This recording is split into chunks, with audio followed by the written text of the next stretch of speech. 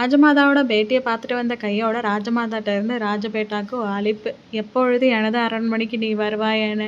நம்மளோட ராஜபேட்டா தேவசேனாட்ட கேட்காமயே நாளைக்கு வாரேன்னு சொல்லிட்டாங்க. தேவசேனா போக வேண்டான்னு சொன்னா பெரிய பிரச்சனை ஆயிரும். அதனால போற நேரத்தை தள்ளி வைக்க தேவசேனாவால முடியும். காலையிலிருந்து கிளம்பி மதியம் ஆக்கியாச்சு. ராஜமாதாவோட அரண்மனைக்கு போய் சேர்றதுக்கு முன்னாடியே வானிலை எச்சரிக்கை, இடி, மின்னல், மழை, புயல். இதையே தாங்க முடியாம ராஜபேட்டா எட்டயபுரம் பஸ் ஸ்டாண்ட்லயே உட்கார வச்சுட்டாங்க.